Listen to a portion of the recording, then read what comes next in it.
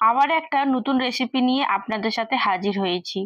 একদম নিরামিষভাবে করব। নিরামিষের দিনে আমাদের সকলের মনে হয় কি রান্না করব, আর আপনারা দেখিয়ে বুঝতে পারছেন আজকে আপনাদের সাথে ফুলকপি আলুর রেসিপি শেয়ার করতে যাচ্ছি। খেতে কিন্তু দুর্দান্ত লাগে। তার জন্য আমি এখানে আলু আর ফুলকপিটাকে মাঝারি সাইজ করে কেটে নিয়েছি, খুব বড় করে কিন্তু কাটবেন না। এরপর আলুটাকে ভালো করে ধুয়ে নিয়েছি, আর তার সাথে ফুলকপিটা একটু হাত উষ্ণ গরম জল দিয়ে একটু লবণ দিয়ে ভালো করে ধুয়ে নেওয়ার পর একটা পাত্রে জল ঝরে রেখে নিয়েছি। গ্যাসে একদিকে কড়াই চাপিয়ে তার মধ্যে সর্ষের তেল অ্যাড করে দিয়েছি, আর আলুগুলোকে 3 থেকে 4 মিনিট ভালো করে ভেজে নিলাম, যাতে যতক্ষণ পর্যন্ত আলুর গায়ে একটু লাল লাল ভাব না আসে ততক্ষণ পর্যন্ত আমাদেরকে কিন্তু আলুটাকে ভাজতে হবে। আর ওই তেলেই আমি ফুলকপিটা অ্যাড করে তার মধ্যে একটু সামান্য লবণ অ্যাড করে দিলাম, আর একটু হলুদ গুঁড়ো অ্যাড করে ফুলকপিটাকেও ঠিক আমাদেরকে লাল লাল করে ভেজে নিতে হবে। লো টু হাই মিডিয়াম করে গ্যাসের আঁচকে ভালো করে ফুলকপিটাকেও আমাদেরকে লাল লাল করে এখানে ভেজে নিতে হবে। একটু হাতে সময় থাকলে এটা রেসিপিটা করবেন, দেখবেন খেতে কিন্তু দুর্দান্ত লাগবে। আর আমি এখানে ফুলকপিটা ভাপাইনি, হাত উষ্ণ গরম জলে একটু চোবড়ে রেখেছিলাম। এদিকে ফুলকপিটা ভাজা হোক, আর আমি একটা মশলা তৈরি করব। তার জন্য 2 চামচ পোস্ত আর ওয়াটারমেলন সিড অ্যাড করে দিয়েছি। যদি আপনাদের কাছে না থাকে তো সেই ক্ষেত্রে কিন্তু কাজু অ্যাড করতে পারেন। আর একটু সামান্য জল দিয়ে ভালো করে মিহি পেস্ট তৈরি করে নিলাম। আর এদিকে দেখুন ফুলকপিগুলো আমার খুব ভালো করে ভাজা হয়ে গেছে, ফুলকপির গায়ে ঠিক লাল লাল কালার চলে এসছে। আশা করি আপনারা দেখে বুঝতে পারছেন। এরপর এক এক করে ফুলকপিগুলো একটা পাত্রে তুলে নেব। এখন তো 12 মাস 30 কালে ফুলকপি পাওয়া যায়, কিন্তু এই শীতের দিনে এভাবে একবার ফুলকপি করে দেখুন।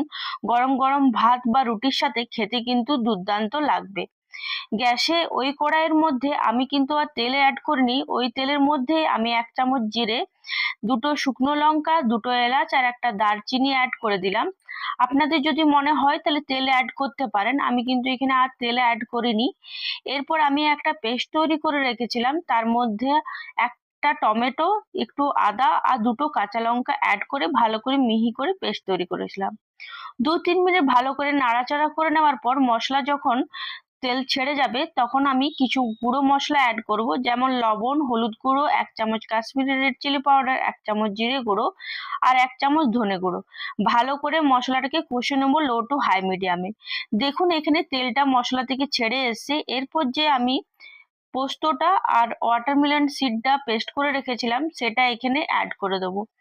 আপনারা কিন্তু কাজু অ্যাড করতে পারেন, যদি আপনাদের কাছে না থাকে তাহলে শুধু পোস্ত দিয়েও কিন্তু আপনারা এটা করতে পারেন।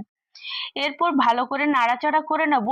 2 থেকে 3 মিনিট লো টু হাই মিডিয়ামে কিন্তু আমাদেরকে এটা নাড়াচাড়া করে নিতে হবে। এরপর আমি এখানে ঢাকা দিয়ে রেখে দেবো 2 মিনিটের জন্য, একদম লো মিডিয়াম করে।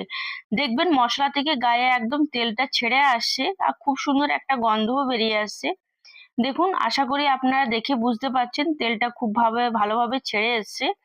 এরপর যে আলুটা আমরা ভেজে রেখেছিলাম সেই আলুটা প্রথমে অ্যাড করব।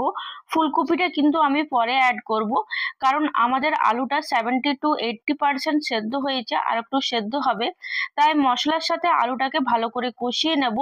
এরপর আবার 3 থেকে 4 মিনিটের জন্য লো মিডিয়ামে ঢাকা দিয়ে রেখে দেবো। আমার এখানে 3 থেকে 4 মিনিট হয়ে গেছে, ঢাকা খুলে নিলাম। দেখুন আলুর গা থেকে খুব সুন্দর মশলা থেকে তেল ছেড়ে এসছে, আর খুব সুন্দর একটা গন্ধও বেরিয়েছে। এরপর আবার 2-3 মিনিট ভালো করে নাড়াচাড়া করে নেব। আপনারা কিন্তু অবশ্যই ফুলকপিটা পরে অ্যাড করবেন, কারণ ফুলকপিটা আমরা খুব ভালো করে ভেজেছি। আগেই যদি ফুলকপিটা অ্যাড করে দেন তাহলে দেখবেন ফুলকপিটা কিন্তু গলে যাবে। এরপর আমি এখানে 2 চামচ টক দই নিয়েছি। আপনাদের যদি বাড়িতে টক দই করা থাকে তাহলে সেক্ষেত্রে কিন্তু আপনারা ওটা দিতে পারেন। বেশি টক যাতে না হয় সেটাও কিন্তু খেয়াল রাখবেন। আর দই অ্যাড করার পর হাই ফ্লেমে ভালো করে আমাদেরকে নাড়াচাড়া করে নিতে হবে, যাতে দইটা মশলার মধ্যে ফেটে না যায়। 2 থেকে 3 মিনিট ভালো করে নাড়াচাড়া করলেই কিন্তু হয়ে যাবে। দেখুন 2-3 মিনিট ভালো করে নাড়াচাড়া করে নেওয়ার পর মশলা থেকে তেলও ছেড়ে এসছে। এরপর আমি যে ফুলকপিটা ভেজে রেখেছিলাম সেই ফুলকপিটা অ্যাড করে আবার 2-3 মিনিট ভালো করে মশলার সাথে ফুলকপিটাকে কষিয়ে নেব। আপনাদের যদি হাতে সময় থাকে তাহলে আপনারা জিরে, আদা, কাঁচা লঙ্কা সব বেটে পরে কিন্তু করতে পারেন, তার স্বাদ কিন্তু আরো দুগুণ ভালো লাগবে খেতে। আমার হাতে হাতে সময় কম ছিল, তাই আমি গুঁড়ো মশলা অ্যাড করেছি। একবার আপনারা বাটা মশলা দিয়ে করে দেখুন, এটা খেতে কিন্তু দুর্দান্ত লাগে। 2-3 মিনিট ভালো করে কষিয়ে নেওয়ার পর আমি এখানে গরম জল অ্যাড করে দেবো। গরম জল অ্যাড করবেন অবশ্যই, তাহলে দেখবেন তার তরকারির স্বাদ কিন্তু বেড়ে যাবে দুগুণ। এখানে 2-3 মিনিট ভালো করে আবার নাড়াচাড়া করে নেব। আর আমি এখানে ঢাকা দিয়ে রেখে দেবো 2 থেকে 3 মিনিটের জন্য। এখানে আমার 2 মিনিট হয়ে গেছে, আমি এখানে ঢাকা খুলে নিলাম। আর দেখুন কি সুন্দর কালার এসছে, আপনারাই দেখে বলুন। এরপর ওপর থেকে একটু গরম মশলা গুঁড়ো আর একটু ঘি অ্যাড করে দিলাম। নিরামিষের দিনে যদি আপনারা ঘি দেন তাহলে দেখবেন তার স্বাদ কিন্তু দুগুণ বেড়ে যায়। আর এটা গরম গরম ভাত বা রুটির সাথে খেতে একদম পারফেক্ট একটা রেসিপি।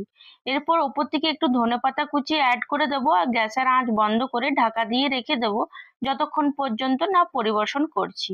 পরিবেশনের জন্য একদম রেডি ফুলকপি আলু নিরামিষ একটা রেসিপি। আশা করি আপনাদের সকলের খুব ভালো লেগেছে। যদি ভালো লেগে থাকে তাহলে অবশ্যই আমাকে কমেন্টে জানাবেন আর বাড়িতে একবার ট্রাই করবেন, তবে আমাকে বলবেন। আর এভাবে পাশে থাকুন। সকলকে অসংখ্য ধন্যবাদ। আশা করি আপনারা সকলে ভালো আছেন।